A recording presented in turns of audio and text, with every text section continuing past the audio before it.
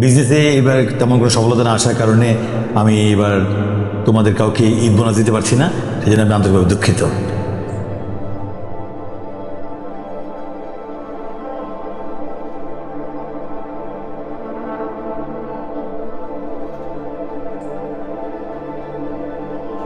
আম্মা, এবার বাড়ি আসতে পারবো না।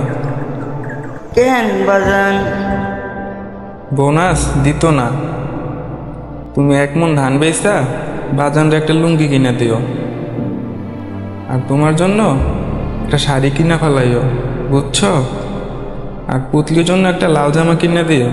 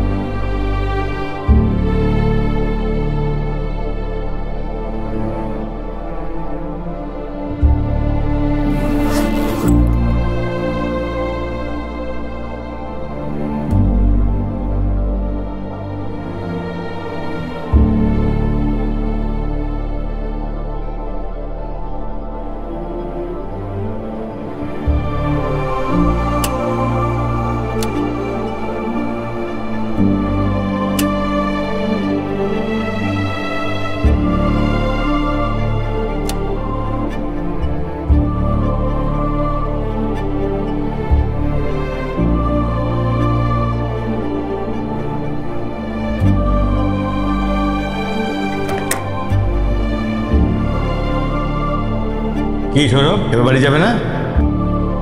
না বস, আম্মা বলছে এবার বাড়িতে না যাইতে, গ্রামে অনেক গরম। বাবলু, তুমি যাবে না? এবার যাব না বস। এই নাও তোমাদের দুজনের বোনাস। তোমরা না হাসলে অফিস কি করে হাসবে? হ্যাঁ সৌরভ, তুমি তোমার ঈদ বোনাস থেকে তোমার আব্বাকে একটা লুঙ্গি, তোমার আম্মাকে একটা শাড়ি, আর তোমার বোন পুটলিকে একটা লাল জামা কিনে দিও। তোমার দুজনকে ঈদ মোবারক।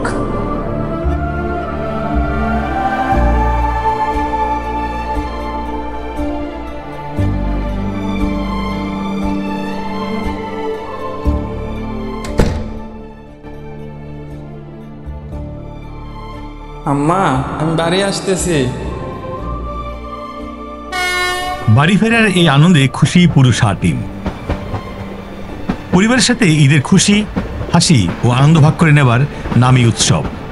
দেশের বৃহত্তম ধর্মীয় উৎসব ঈদুল আজহা উপলক্ষে আমাদের অগণিত শুভানুধ্যায়ী ছাত্রছাত্রী ও সম্মানিত অভিভাবকদের জানাচ্ছি ঈদ মোবারক।